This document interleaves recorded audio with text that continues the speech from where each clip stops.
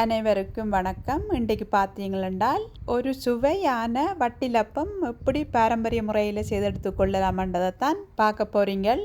இந்த வட்டிலப்பத்தை பார்த்தீங்களென்றால் இலங்கையில் நல்ல ஃபேமஸான ஸ்வீட்டென்றும் சொல்லிக்கொள்ளலாம். எந்த பெருநாளண்டாலும் கூடின வீடுகளில் செய்கிற ஸ்வீட்டில் இதுவும் உண்டாகும்.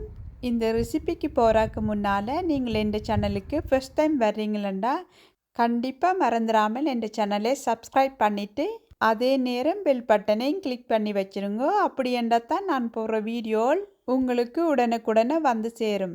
வாங்கோ இந்த வீடியோக்குள்ளே போய் எப்படி இந்த வட்டிலப்பத்தை செய்கிறன்றதை பார்ப்போம். இந்த வட்டிலப்பத்தை செய்தெடுக்கிறதுக்கு நான் இன்றைக்கு 250 கிராம் பனங்கருப்பட்டி எடுத்திருக்கிறேன், அல்லது பனங்கட்டி என்றும் சொல்லிக்கொள்வோம். நான் இன்றைக்கு பார்த்தீங்களா பவுடர் ஆக்கின பனங்கருப்பட்டி தான் பாவிக்க போகிறேன். உங்களுக்கு பனங்கருப்பட்டி பெரிய கட்டியில் இருந்தால் சின்ன சின்ன துண்டுகளாக வெட்டி எடுத்துக்கொள்ளுங்க. முதலே நான் இன்றைக்கு பார்த்தீங்களா இதை சுலபமாக செய்தெடுக்கிறதுக்காக ரெடிமேடாக வேணுன திக்கான தேங்காய் பால்லாம் பாவிச்சு கொள்கிறேன். இதே நீங்கள் தேங்காய் திருவித்தான் பால் எடுக்கிறேன்டா குறைஞ்ச அளவுக்கு தண்ணியை விட்டு திக்கான பாலாக எடுத்துக்கொள்ளுங்க. இதுண்ட அளவை பார்த்தீங்கன்னா 300 ml அல்லது கிராம் தேவைப்படும். அதையும் ஒரு கிணத்துக்குள்ளே எடுத்து விட்டா பிறகு இதுக்குள்ள எடுத்து வச்சிருக்கிற 250 கிராம் பனங்கருப்பட்டி எடுத்து போட்டுக்கொள்கிறேன். இதை போட்ட பிறகு ஒரு கரண்டி ஒண்டால் மிக்ஸ் பண்ணி கரைய விட்டுட்டு வேறு என்ன செய்து கொள்ளணுமென்றதை பார்ப்போம். இந்த வட்டிலப்பத்தை செய்தெடுத்துக்கொள்றதுக்கு எங்களுக்கு 6 முட்டைகள் தேவைப்படும். இந்த 6 முட்டைகளையும் உடைச்சி ஒரு பாத்திரத்துக்குள்ளே போட்ட பிறகு அதில் இருக்கிற வெடுக்குகளை எடுத்துக்கொள்ளுவோம். இந்த வெள்ளையாக இருக்கிற வெடுக்குகளை எல்லா முட்டைகளுக்கும் எடுத்துட்டு போட்டிங்களென்றால் உங்களுக்கு இந்த வட்டிலப்பம் செய்து எடுக்கும் போது முட்டை ஸ்மெல் வர்றதை தவிர்த்து கொள்ளலாம். இப்போ பார்த்தீங்கன்னா இந்த முட்டைகளுக்கு எல்லா வெடுக்கையும் எடுத்தாச்சு.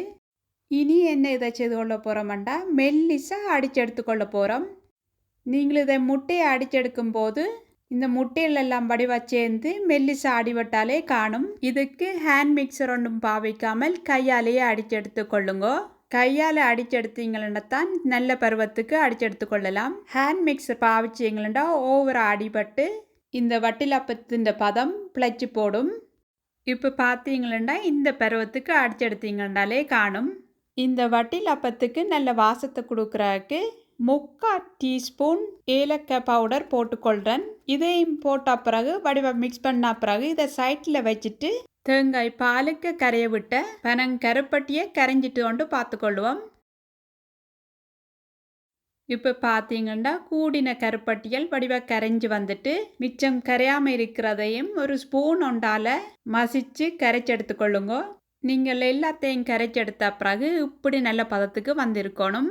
நான் இதை ஏற்கனவே சொன்னது போல் இந்த வட்டிலப்பத்தை பாரம்பரிய முறையில் செய்தெடுக்கிறதுக்கு உங்களுக்கு பனங்கருப்பட்டி தான் அல்லது பனங்கட்டி தான் தேவைப்படும். அப்படி சப்போஸ் இல்லைன்னு சொன்னால் நீங்கள் நார்மல் சர்க்கரையும் பாவிச்சு கொள்ளலாம். இந்த பனங்கருப்பட்டியை கரைச்செடுத்த பிறகு இந்த முட்டை மிக்ஸுக்குள்ளே ஊற்றி எடுத்துக்கொள்ளுவோம். நீங்கள் ஊற்றி எடுக்கும் போது வடியொண்டால் வடித்து ஊற்றிக்கொள்ளுங்க. இந்த பனங்கருப்பட்டியில் தும்புகள் ஏதாவது இருந்தால் உங்களோட வட்டிலப்பத்துக்கு சேராமல் தவிர்த்து கொள்ளலாம். இந்த பனங்கருப்பட்டி பாலையும் விட்ட பிறகு நான் காட்டுறது போல் இந்த பாலையும் முட்டையும் வடிவாக மிக்ஸ் பண்ணி எடுத்துக்கொள்ளுங்க.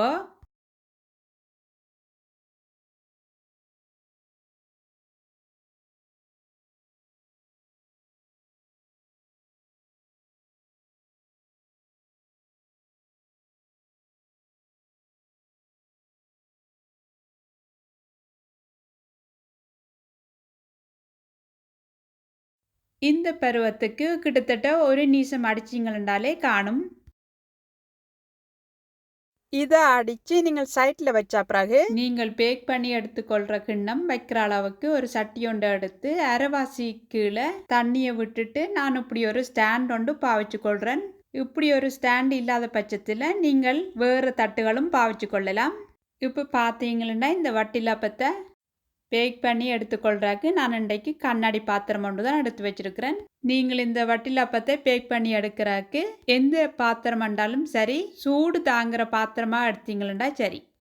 நாங்கள் இனி இந்த பாத்திரத்துக்குள்ள அடித்து வச்சிருக்கிற வட்டிலப்ப மிக்ஸை விட்டு எடுத்துக்கொள்ளுவோம்.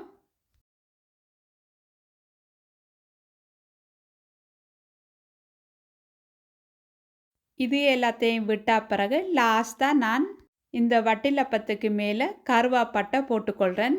இந்த வாசமும் ஏலக்காயோட சேர்ந்து முட்டை ஸ்மெல் இல்லாமல் நல்ல ஒரு வாசத்தை கொடுக்கும்.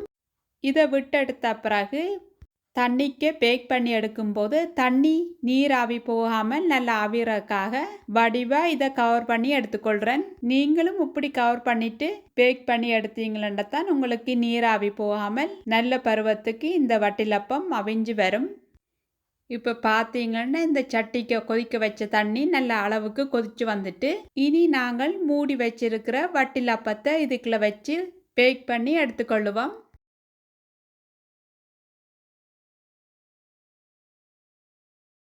இதை நீங்கள் பேக் பண்ணி எடுக்கிறதுக்கு மீடியம் ஹீட்டில் வச்சு கிட்டத்தட்ட 45 நிமிஷம் பேக் பண்ணி எடுத்துக்கொள்ளுங்க. இப்போ பார்த்தீங்கன்னா 45 நிமிஷம் நல்ல மீடியம் ஆவியில் பேக் பண்ணி எடுத்துட்டேன். வாங்க பார்ப்போம் இது நல்லா அவிஞ்சிட்டுதோண்டு. இது அவிஞ்சிட்டோண்டு பார்க்குறதுக்கு நான் காட்டுறது போல் ஒரு குச்சி ஒன்று எடுத்து நடுவுக்குள்ளே குத்தி பார்த்தீங்களா ஒன்றும் ஒட்டாமல் வந்திருக்கணும் உங்களுக்கு. இப்போ பார்த்தீங்கன்னா இது எனக்கு நல்ல பருவமாக அவிஞ்சு வந்திருக்குது. இதை இறக்கி ஒரு கொஞ்ச நேரம் ஆற விட்டுக்கொள்கிறேன்.